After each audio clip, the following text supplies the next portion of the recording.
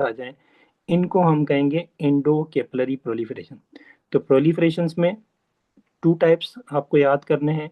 One is endo capillaries. Endo capillaries में अगर आपसे कोई पूछता है कि एंडो कैपिलरीज प्रोलिफरेशन में क्या आता है, तो आपको बताना है कि एंडो कैपिलरी प्रोलिफरेशन में प्रोलिफरेशन ऑफ एंडोथेलियल सेल्स आती है और रिक्वायरमेंट आती है अदर सेल्स की, जिसमें न्यूट्रोफिल्स आ गए, प्लाज्मा सेल्स आ गए या अदर सेल्स आ गए, ठीक है, लिम्फोसाइट्स आ गए या अदर सेल्स आ गए।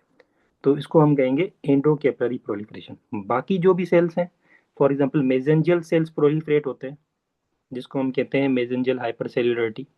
ठीक है, अगर तीन से ज़्यादा सेल्स आपको नज़र आ रहे हैं, लाइट माइक्रोस्कोपी में आपने देखा है तीन से ज़्यादा सेल आपको एक एरिया में नज़र आ रहे हैं, एक मेसेंजियल एरिया में, जैसे यहाँ पे दो नज़र आ रहे हैं आपको।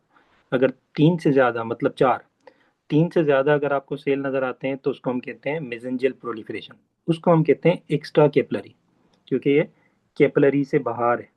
कैपिलरी में सिर्फ हमारा एंडोथेलियल सेल्स आ रहा था, तो कैपिलरी से बाहर अगर मेसेंजियल सेल्स की प्रोलिफरेशन है, उसको भी हम एक्स्ट्रा कैपिलरी कहेंगे।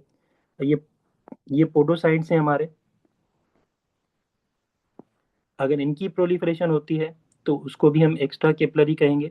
ठीक है, अगर जो है वो पेराइटल एपिथेलियल सेल्स होते हैं, ठीक है, अगर वो भी प्रोलिफरेट करते हैं, उसको भी हम जो है वो एक्स्ट्रा कैपिलरी प्रोलिफरेशन कहेंगे। तो दो आपको प्रोलिफरेशन जो है वो पता होनी चाहिए। ठीक है, वन इज एंडो कैपिलरी, ठीक है, and other one is extra capillary. तो एंडो कैपिलरीज में हमारे पास जो है वो एंडोथेलियल सेल्स की प्रोलिफरेशन आती है, ठीक है, प्लस अदर सेल्स की रिक्वायरमेंट आती है। और एक्स्ट्रा कैपिलरी में हमारे पास मेसेंजियल सेल्स की, पेराइटल एपिथेलियल, विसरल एपिथेलियल्स की जो है वो प्रोलिफरेशन आती है। ठीक है,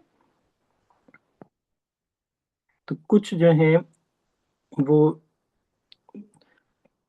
आपको इम्यून कम्प्लेक्स फॉर्मेशन या डिपोजिशंस के जो प्रोलिफरेशन के जो मार्कर्स हैं उनका पता होना चाहिए। For example interleukin 13।